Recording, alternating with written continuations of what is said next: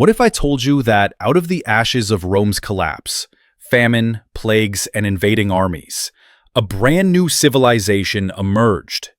A civilization forged by kings and peasants, by faith and fire, by war and invention. This is the story of how chaos gave birth to medieval Europe, and how its people, against all odds, built the foundations of the modern world. For centuries, Rome was the unshakable superpower. Roads stretched across continents, aqueducts carried water into bustling cities, and 200 years of the Pax Romana gave millions stability. But prosperity came with hidden cracks. By the 4th century, inflation crippled economies, plagues spread, and vast borders became impossible to defend. To ease pressure, the empire split in two: the wealthier East, with Constantinople as its capital, and the weaker West, centered on Rome. Christianity, once a fringe sect, became the state religion, uniting some, dividing others. The old empire was weakening just as new forces pressed in from the forests beyond its borders. Germanic tribes, Goths, Vandals, Franks, and others, crossed into Roman lands. Sometimes they were allies, sometimes invaders, but always disruptors. In 476 CE, the warlord Odoacer toppled young Romulus Augustulus, the last Western emperor. Rome was no more. From its ruins rose kingdoms led by so-called barbarian rulers who mixed Roman traditions with their own warrior codes. Cities emptied, literacy collapsed, and coinage vanished. Yet amid the ruins, seeds of a new society were planted. While Western Europe sank into poverty, the East thrived under Byzantium. Emperor Justinian dreamed of reuniting the empire, even reconquering Italy, but his gains were short-lived. A new force rose in the south: Islam.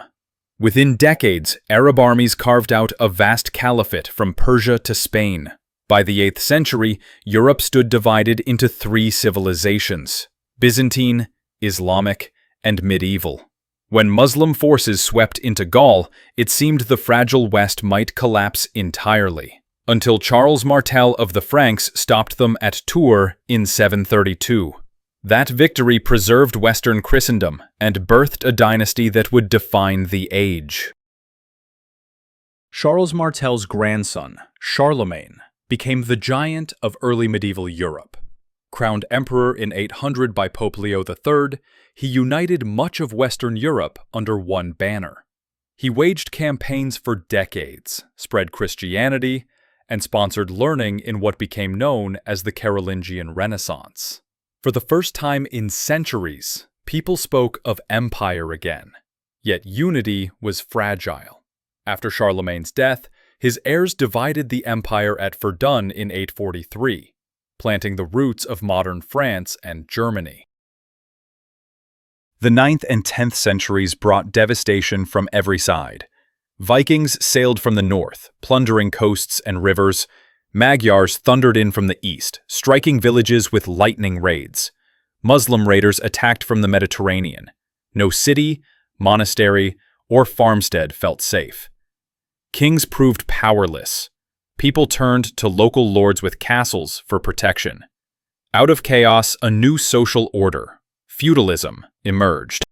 Feudalism bound society together in webs of loyalty. A king granted land to nobles, nobles protected peasants, and knights pledged military service in return for fiefs. The stirrup transformed cavalry into Europe's elite fighting force, and knights became the armored backbone of medieval warfare. Castles dotted the countryside as symbols of lordly power. Yet feudalism was more than military might. It was the glue that held fractured societies together when centralized states seemed impossible. Around the year 1000, Europe's fortune shifted. Warmer climates and new farming tools like the heavy plow, horse collar, and three-field system boosted food production. Populations grew, forests were cleared, and trade revived. Towns expanded, and merchants gained independence from feudal lords. In Italy, bustling city-states became hubs of Mediterranean commerce. Learning revived, cathedrals rose, and the first universities appeared, ushering in a medieval renaissance.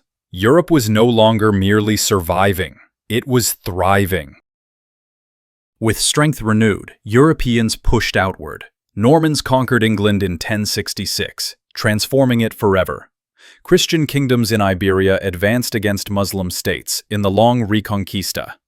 In 1095, Pope Urban II called for the liberation of Jerusalem, launching the Crusades. Armies marched east, carving out fragile crusader states. Though they ultimately fell, the Crusades reshaped Europe's identity and trade, and demonstrated the immense influence of the Catholic Church.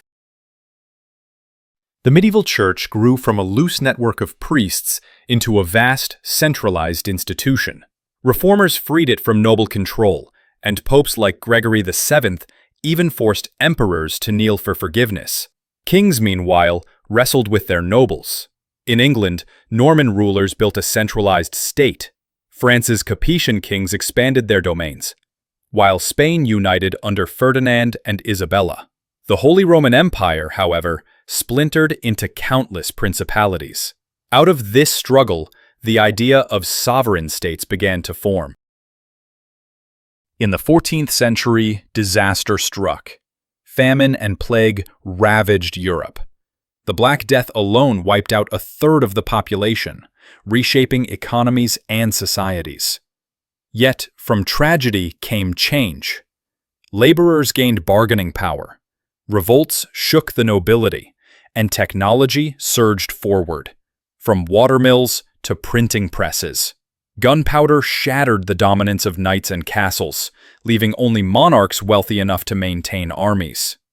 Out of this crucible rose stronger states like France, England, and Spain. By 1492, as Granada fell and Columbus crossed the Atlantic, the Middle Ages gave way to the dawn of the modern world. And so, from Rome's collapse to the voyages of discovery, the Middle Ages forged the Europe we know today.